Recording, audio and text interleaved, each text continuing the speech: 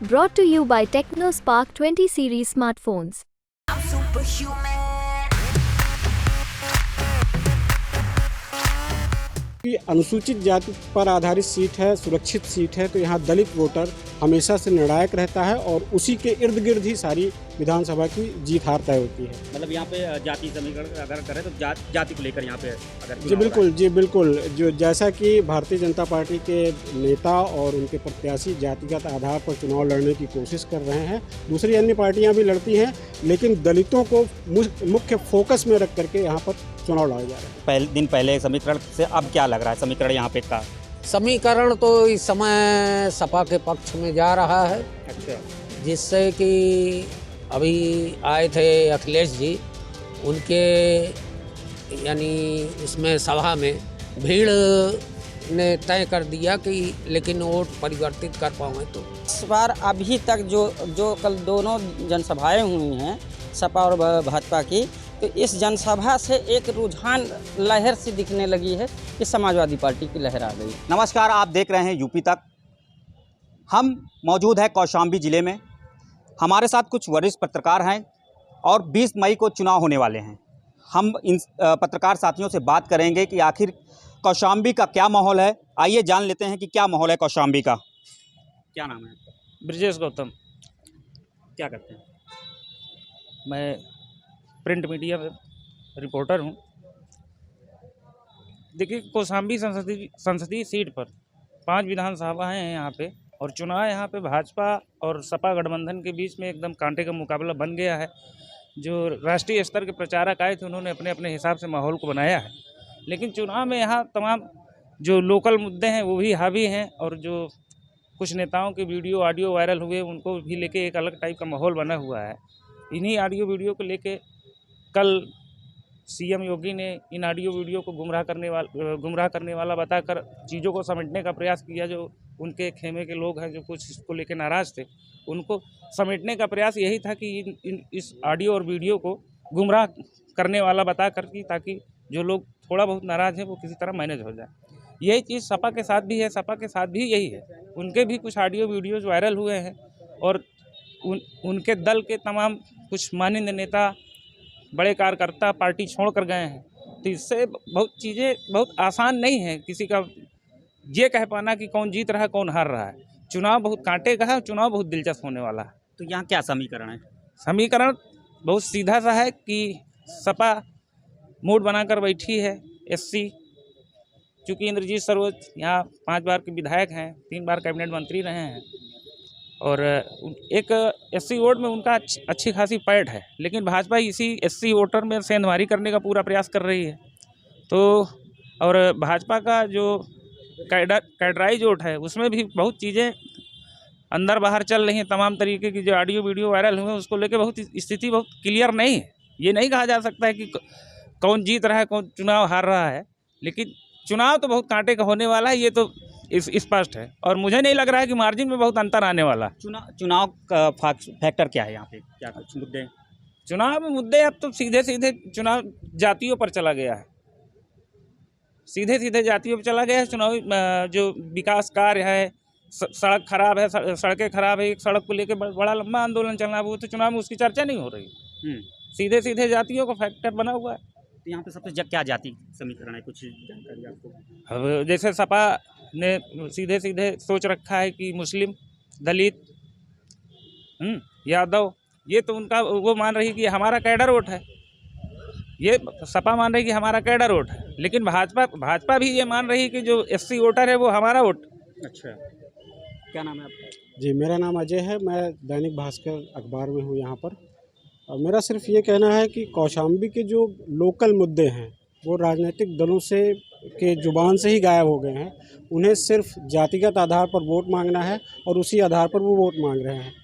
इसका सबसे बड़ा प्रमाण अगर आप देख सकते हैं तो कल सीएम योगी आए थे, उन्होंने जो अब मौजूदा सांसद और प्रत्याशी हैं उनके लिए वोट की मांग की और सीधा उन्होंने जजिया कर लगाने जैसी बात कर दी। लोकल मुद्दों पर कोई बात नहीं करना चाहता। यहाँ की जनता ओडीओपी जैसी बड़ी योजना से प्रभावित है। उस योजना में आज तक केले की एक फसल का ये कहें कि उत्पादन कराया ज़रूर, उसको मंडियों में भेजा, लेकिन उससे कोई भी नई चीज़ें तैयार नहीं की। इसलिए किसान के पास कोई विकल्प नहीं बचता कि वो दूसरा अन्य दल देखे। दूसरी बड़ी चीज़ है कि मुख्यमंत्री ने बड़े MOU साइन किए जिसमें 667 करोड़ रुपए की लागत से उद्योग लगाने की बात कही, लेकिन ख़ास बात यह है कि उद्योग की ज़मीन ही उद्योग विभाग हासिल नहीं कर सका। तो इस तरह के लोकल मुद्दे हैं, उन पर सरकार बात नहीं करना चाहती, सांसद बात नहीं करना चाहते, लेकिन विपक्ष इसे मुद्दा बना करके अपनी जीत का सपना देख रहा है। यहाँ क्या समीकरण है कुछ? अगर समीकरण की बात कहें तो ये सीट चूँकि अनुसूचित जाति पर आधारित सीट है, सुरक्षित सीट है, तो यहाँ दलित वोटर हमेशा से निर्णायक रहता है और उसी के इर्द गिर्द ही सारी विधानसभा की जीत हार तय होती है। मतलब यहाँ पे जाति समीकरण अगर करें तो जाति को लेकर यहाँ पे अगर जी बिल्कुल, जो जैसा कि भारतीय जनता पार्टी के नेता और उनके प्रत्याशी जातिगत आधार पर चुनाव लड़ने की कोशिश कर रहे हैं, दूसरी अन्य पार्टियां भी लड़ती हैं, लेकिन दलितों को मुख्य फोकस में रख करके यहाँ पर चुनाव लड़ा जा रहा है। और भी लोग हैं, उनसे भी बातचीत कर लेते हैं। क्या नाम है आपका? योगेंद्र सिंह। क्या करते हैं आप? पत्रकार हैं। क्या लग रहा है, क्या कौशाम्बी में क्या माहौल है? कौशाम्बी में इस समय कांटे की टक्कर है। किसमें? भाजपा और सपा में। लेकिन यहाँ पे बेरोजगारी पर कोई चर्चा नहीं कर रहा। अच्छा। इस समय ज़िले में अधिकतर लोग बेरोजगार हैं। बेरोजगार होने के चलते लोगों की जीविका का साधन नहीं बन पा रहा है। इस पे कोई पार्टी अभी तक चर्चा नहीं की, केवल लीक और उस पे चर्चा करते हैं। इसका समाधान यदि निकलता है तो युवा वर्ग पार्टियों से जुड़ सकते हैं। तो कौन हार जीत रहा है, कुछ आकलन आपका? फील्ड में रहते होंगे, जाते होंगे, कैसे कुछ? हारने जीतने की बात अभी तो नहीं की जा सकती है, इसलिए कि ये एक बहुत गूढ़ रहस्य है। मतदाता है, पता नहीं किस समय किस मोड़ पे बदल जाए, इसलिए कहना मुश्किल है। कुछ दिन पहले समीकरण से अब क्या लग रहा है? समीकरण यहाँ पे का समीकरण तो इस समय सपा के पक्ष में जा रहा है। अच्छा। जिससे कि अभी आए थे अखिलेश जी, उनके यानी उसमें सभा में भीड़ ने तय कर दिया कि लेकिन वोट परिवर्तित कर पाएँ तो। अच्छा, योगी भी जी कल ही आए थे जी। क्या कहेंगे उस पर? क्या भीड़ नहीं थी क्या वहाँ पे? भीड़ उस हिसाब की नहीं थी। अच्छा। जिस हिसाब से भीड़ होनी चाहिए। 10 साल से शासन चल रहा है, 7 साल से उत्तर प्रदेश में आपकी सरकार है। बेरोजगारी, महंगाई आदि मुद्दों पे यहाँ वार्ता नहीं हो रही है। अच्छा। केवल हवाई पे चर्चा होती है और कुछ नहीं। क्या नाम है? नीरज सिंह। क्या करते हैं आप? मैं पत्रकार हूँ। अच्छा, ये बताइए क्या कौशाम्बी का क्या माहौल है इस बार? देख, कौशाम्बी का माहौल हम कहें तो 100% स्पष्ट नहीं है, लेकिन हाँ कुछ ना कुछ रुझान आता रहता है। देखिए, यहाँ पर भाजपा पिछले 10 साल से यहाँ सांसद रहे हैं, तो जाहिर सी बात है जो पद में रहेगा उसका कहीं ना कहीं विरोध होगा। तो एक लॉबी है जो उनके विरोध में लगी है। दूसरा, सपा यहाँ दूर रही है, लोकसभा में सपा नहीं रही, तो वो अपने दावे मजबूत कर रही है। तो कुल मिलाकर उनके दावे मजबूत हैं, उनके दावे जो उन्होंने काम किया उसकी कमियां गिनाई जा रही हैं। कुल के सारा मिला जुला असर है, लेकिन अभी 100% कहते हैं कौन आगे जाएगा ये नहीं कह सकते। यहाँ समीकरण क्या है जाति को लेकर कुछ? जातिगत समीकरण जो हमारे यहाँ है वो SC बाहुल क्षेत्र है हमारा, और सबसे बड़ी दीद SC बाहुल क्षेत्र होने के बाद गरीबी बहुत है। न यहाँ कल कारखाने हैं, न रोजगार है, ऐसा कुछ नहीं है। किसी को काम करना होता है तो पड़ोसी जनपद है प्रयागराज, वहाँ मजदूरी करने तक लोग यहाँ जाते हैं। तो इससे अंदाज़ा लगाया जा सकता है कि यहाँ डेवलपमेंट के नाम पे कुछ नहीं है। सरकारें यहाँ कहती रहें कि हम ये विकास करेंगे, वो विकास करेंगे, जो धरातल पे देखने को नहीं मिला। आपकी सरकार है, आप धरातल पे कुछ देखने लायक काम नहीं करेंगे तो आपके पास वो मुद्दे नहीं बचेंगे जिस पे लोकल आप लोगों को अटैक कर सके। तो हम ये कहेंगे आज की डेट में भाजपा यदि यहाँ डिफीट खा रही तो उसके पास लोकल ऐसी कोई बात नहीं है जिसे वो कह सके। आप सत्ता में थे, सड़क बनवाना आपकी रिस्पॉन्सिबिलिटी थी, आपने बनवाया, लेकिन 100% वो भी नहीं हुआ। जो काम आपको करना चाहिए था 10 सालों में वो आपने 100% नहीं किया, इसलिए जनता आपको भी 100% नहीं दे पा रही। तो क्या लग रहा है इस बार? मुझे नहीं लगता कि इस बार भाजपा यहाँ कुछ विशेष कर पाएगी। अच्छा, यहाँ लोगों का कहना है कि यहाँ भाजपा भी नहीं कुछ कर पाएगी, लेकिन और भी हैं। क्या नाम भैया? विमलेश शुक्ला। क्या करते हैं आप? आज अखबार में इंचार्ज हूँ, प्रेस क्लब का अध्यक्ष हूँ। क्या लग रहा है कौशाम्बी में इस बार क्या माहौल लग रहा है? कौन जीत रहा है, कौन हारा है? कौन? देखिए, इस बार जो है दोनों पार्टियों में सबसे बड़ी चीज़ भीतरघात है। अच्छा। समाजवादी पार्टी में टिकट को लेकर जितना बड़ा भीतरघात हुआ है कि पार्टी के जितने वरिष्ठ नेता हैं वो सब पार्टी छोड़ छोड़ के बीजेपी में जा रहे हैं। और बीजेपी में तीनों सीट यहाँ से हारने, विधायक की तीनों सीट हारने की वजह से कहीं ना कहीं कुछ आरोप सांसद पर भी बीजेपी वाले ही खुद लगा रहे हैं कि नहीं उनकी वजह से यहाँ की सीट हारी है। तो दोनों पार्टियों में इस समय जो स्थिति बनी है कि जनता के पास विकल्प नहीं बन पा रहा है कि वो चुने तो क्या चुने। और अब तक में जो एक दूसरे पर जिस तरीके से आरोप प्रत्यारोप वीडियो और ऑडियो वायरल कर करके जिस प्रकार से इस बार चुनाव दोनों प्रत्याशी लड़ रहे हैं, इस ऐसा कभी पहले हुआ ही नहीं है कि चुनाव में इस तरीके की गंदी राजनीति लाई गई हो। इस बार कौशाम्बी में अब लोग जो युवा हैं, युवा नेता आने की वजह से उनका रुझान ज़्यादा बना हुआ है। और 10 साल से सांसद विनोद सोनकर थे, उन्होंने भी कभी ये नहीं सोचा कि अपने ज़िले में कोई बड़ा उद्योग स्थापित हो जिसमें 1500 आदमी अपने ज़िले का ही काम कर सके, अपना परिवार चला सके। 5 बार विधायक इंद्रजीत सरोज जी रहे, उन्होंने भी ऐसा कोई उद्योग स्थापित नहीं किया है कि जिससे अपने ज़िले का युवा हो या कोई भी काम करने वाला मजदूर हो, कामगार हो, वो अपनी रोजी रोटी के लिए अपने ज़िले में रह सके। चुनाव मुद्दे या किस पर कास्ट फैक्टर है यहाँ पे?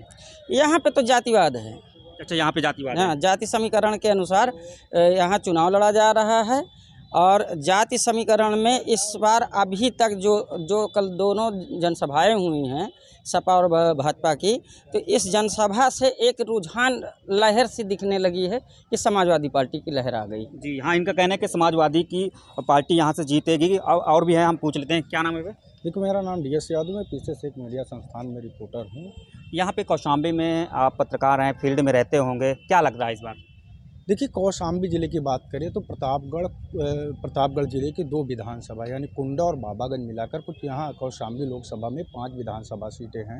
अगर यहाँ जातिगत आंकड़ों की बात करें तो कौशाम्बी में करीबन 46% यहाँ पे SC है, 36% यहाँ पे OBC मतदाता है, 13% यहाँ पे मुस्लिम है। फिलहाल इस बार का चुनाव जो है वो जातिगत समीकरणों पर आकर टिक गया। समाजवादी पार्टी एक तरफ यह जोर लगा रही कि ज़्यादा से ज़्यादा हम दलित मतदाताओं को अपने पाले में लाएं, तो वहीं लगातार बीजेपी की ओर से भी भरसक प्रयास किया जा रहा है। लेकिन देखने वाली बात होगी कि इस चुनाव में समाजवादी पार्टी या भारतीय जनता पार्टी जो दलित मतदाताओं को अपने पाले में लाने में कामयाब होगा, विजय उसी की होगी। अगर चुनावी आंकड़ों की बात करें तो 2014 से लेकर 2019 तक यहाँ पे 2 बार के सांसद विनोद सोनकर थे, जबकि यहाँ पे तकरीबन 6.5 लाख दलित वोटर्स हैं। तो ये माना जा रहा था कि 2019 तक दलित वोटर जो है भारतीय जनता पार्टी के पाले में थे। लेकिन जैसे ही 2022 का विधानसभा चुनाव हुआ, बीजेपी यहाँ तीनों सीट हार गई। तो कहीं ना कहीं राजनीति की जानकारियाँ मानते हैं कि भारतीय जनता पार्टी दलित मतदाताओं को अपने पाले में लाने में नाकाम साबित हो रही। इसको लेकर के समाजवादी पार्टी हो या भारतीय जनता पार्टी हो, दोनों पार्टी के शीर्ष नेताओं के द्वारा लगातार यहाँ पे रैलियाँ की जा रही है। दोनों पार्टियों ने अपना दमखम दिखाया। तो यह माना जा रहा है कि दोनों पार्टियों के बीच यहाँ पे कांटे की टक्कर है। और जिसके इस मुकाबले में अगर समाजवादी पार्टी यह मान के चल रही कि यहाँ तकरीबन 3 लाख मुस्लिम वोटर है, 2.25 लाख 5 विधानसभा में यादव वोटर है, अगर हम उसको लेने में कामयाब हो जाते हैं और अगर हम 60% 50% दलित वोटरों को कामयाब हो जाते अपने पाले में लाने होंगे तो हमारी जीत। लेकिन तो यहाँ पे कौन जीत रहा है, कुछ आंकड़ा आपका क्या लग रहा है? देखिए, अब तक के जो आंकड़े निकल कर सामने आए हैं, अभी कह पाना जल्दबाजी होगा कि कौन जीत रहा है, लेकिन यह निश्चित है कि दोनों पार्टियों में मुकाबला ज़बरदस्त है। जिस पाले में दलित मतदाता जाएगा, जीत उसी की सुनिश्चित होगी। जी हाँ, जिसमें दलित बिरादरी के लोग जाएंगे वही जीत हासिल करेंगे। और भी हैं, क्या नाम है आपका? आफ्ताब आलम। कौशाम्बी का माहौल इस बार क्या लग रहा है आपको, क्या कहेंगे इस पर? देखिए, मैं अभी तमाम साथियों ने कहा चुनाव जातिगत पैटर्न पे आ गया कौशाम्बी के, तो मैं इससे इत्तेफाक करता हूँ। चुनाव यहाँ प्रत्याशियों के नाम पे हो रहा है, प्रत्याशियों की अच्छाई पे हो रहा है, प्रत्याशियों की बुराई पे हो रहा है। और दोनों प्रत्याशी, एक प्रत्याशी पुत्र हैं इंद्रजीत सरोज जी के और दूसरे हैं विनोद सोनकर। विनोद सोनकर 10 साल से वो सांसद हैं। जाहिर सी बात है कि कोई भी जनप्रतिनिधि होता है तो कुछ काम होते हैं, कुछ नहीं होते हैं, तो इंटिकम्बेंसी होती है उसके प्रति, वो है। तमाम वीडियो वायरल हुए सांसद जो मौजूदा सांसद हैं उनके खिलाफ, उससे भी एक माहौल क्रिएट हो रहा है। लेकिन उससे भी एक बड़ा मामला है, जो उसके जो सपा के प्रत्याशी हैं, इसके पूर्व वो एक कद्दावर नेता और कद्दावर मंत्री माने जाते थे। तो उस समय की जो उनकी कुरीतियाँ थीं, अच्छाइयाँ थीं, वो भी इस चुनाव में काम कर रही। पहला फैक्टर कि प्रत्याशी सबसे बड़ा फैक्टर है। दूसरा फैक्टर, कौशाम्बी लोकसभा सीट में 2 सीटें हैं प्रतापगढ़ की, कुंडा और बाबागंज। मेरा अपना ये मानना है कि कौशाम्बी लोकसभा का निर्णय जीत और पराजय का, हार का और जीत का, वो कुंडा और बाबागंज से होकर जाएगा। राजा भैया ने हालांकि अभी तक तो अपने समर्थकों से ये कहा है कि आप स्वतंत्र हैं, जिसको वोट करना है करिए। लेकिन जो यहाँ दिख रहा है या जो उस पर सुनने में आ रहा है, राजा भैया के जो करीबी बताए जाते हैं, उनके द्वारा जो सुना जा रहा है, उनका कहीं ना कहीं झुकाव समाजवादी पार्टी की तरफ देखने को मिल रहा है, जो कि मौजूदा सांसद और उनके समर्थकों की नींद उड़ाए हुए है। मतलब आपका कहने का मतलब है यहाँ पे समाजवादी भारी लग रही है? समाजवादी पार्टी को एज है। ऐसा क्यों, क्या लग रहा है? एक मजबूत प्रत्याशी, जिस जात के हैं वो, उस जाति दलित वोटों की संख्या की सब कोई बात करता है, लेकिन इस लोकसभा सीट में 50% सिर्फ पासी समाज है, जिस समाज से वो प्रत्याशी पुष्पेंद्र सरोज आते हैं। और बड़ा वोट बैंक मेरे हिसाब से 80% 90% वोट उस कम्युनिटी का वो सीधे प्रत्याशी को जा रहा है। अच्छा, जो बड़ा कहने का मतलब है जिधर दलित बिरादरी जाएंगे वही जीतेगा। निसंदेह अभी तक कौशाम्बी का ट्रैक रिकॉर्ड यही रहा। लेकिन इस चुनाव में एक मुद्दा, बहुत बड़ा मुद्दा, राजा भैया का चुनाव ना लड़ाना और उनका समर्थन भी। वो समर्थन किसको देते हैं? Internally, openly. अभी तक तो ओपनली उन्होंने यही कह दिया है कि आप स्वतंत्र हैं, लेकिन इंटरनली जो खबरें आ रही हैं वो कुछ लोग ये भी कह रहे हैं कि सपा के साथ जा रहे हैं। क्या वो ऐसी, मैंने बताया ना कि ऐसी खबरें आ रही हैं। कुछ लोग कल अखिलेश यादव की जनसभा में गए, उन्होंने उनका गमछा लगा के जिंदाबाद। और एक कल वाकया भी हो गया कि राजा भैया उसी रास्ते से गुजर रहे थे, तो सपा के समर्थक उनकी गाड़ी पे आ गए और जिंदाबाद जिंदाबाद अखिलेश यादव राजा भैया के जिंदाबाद नारे लगाने लगे। जब राजा भैया को ये जानकारी हुई कि रैली किसकी है, तो बताया समर्थकों ने कि अखिलेश यादव की है, तो उनके सिक्योरिटी ने मोर्चा संभाला और उनके काफिले को आगे बढ़ाया। जी हाँ, और भी हैं साथी हमारे साथ। का क्या नाम है आपका? Shailendra Dwivedi, print media reporter हैं हम। अच्छा। कौशाम्बी में इस बार क्या माहौल लग रहा है आपको, क्या लगता है? कौशाम्बी आपकी 5 विधानसभा जिसमें 3 आपका कौशाम्बी में है और 2 प्रतापगढ़ में है, कुंडा और बाबागंज। तो कुंडा और बाबागंज यहाँ के चुनाव पे विशेष मायने रखता है और वहाँ की जनता ही यहाँ का चुनाव का निर्णायक होगी। बाकी दूसरी चीज़ ये है कि यहाँ ये सुरक्षित सीट है। आपकी SC कास्ट जो है, SC कास्ट यहाँ के चुनाव में विशेष योगदान उनका रहता है। जिधर मतदान करेंगे वही चीज़ सुनिश्चित होगी। यहाँ पे क्या समीकरण है? कुछ समीकरण तो अभी कुछ बहुत स्पष्ट नहीं है, लेकिन ये है कि सपा यहाँ कमज़ोर नहीं कहा जा सकता समाजवादी पार्टी, क्योंकि अखिलेश जी की रैली में काफ़ी भीड़ थी और जो यहाँ के पूर्व मंत्री रह चुके हैं उनके लड़के चुनाव लड़ रहे हैं। बिरादरी की वजह से SCओं का समर्थन उनको है, तो इसलिए भाजपा से कमज़ोर नहीं है। अच्छा, भाजपा से कमज़ोर नहीं है। और क्या नाम है? श्रवण पांडे हूँ, मैं पत्रकार हूँ। इस बार कौशाम्बी में क्या माहौल है आपका? देखिए, कौशाम्बी में अगर विकास के मुद्दों की बात की जाए तो विकास के नाम पर यहाँ चुनाव नहीं हो रहा है, क्योंकि इस समय तीनों विधायक जो हैं, तीनों विधानसभा में सपा के विधायक हैं, लगभग 2 साल से हैं। और 2 साल के बीच में मुझे लग रहा है उनको लोगों ने गिने चुने बार देखा होगा। ना एक पैसे का उन्होंने कोई काम किया है, ना लोगों से मिले हैं। अगर लोगों को उनसे मिलना है तो एक कानपुर रहते हैं, एक इलाहाबाद रहते हैं, तो लोग इलाहाबाद रहते हैं। तो इस स्थिति में यहाँ चुनाव विकास का नहीं है, केवल जातिगत चुनाव है। मतलब हम यहाँ पे विकास के लेकर मुद्दे चुनाव नहीं हो रहा है, जाति को लेकर। बिल्कुल यहाँ पर विकास का लेकर कोई मुद्दा ही नहीं है। अगर विकास के मुद्दों पर चुनाव होता है तो निसंदेह भाजपा को जीत मिलेगी। और यहाँ काम जो किया है बसपा ने किया है। बसपा इस जिले का गठन किया है, जबकि बसपा इस चुनाव में बहुत दूर नहीं है। तो इसलिए कौशाम्बी में विकास का ही मुद्दा है नहीं। अब जातिगत है, जातिगत में जैसे लोगों का कहना है कि पासी समाज के लोग हैं, वो खास तरह मंत्री जी के बिरादरी के हैं तो उनको सपोर्ट कर रहे हैं।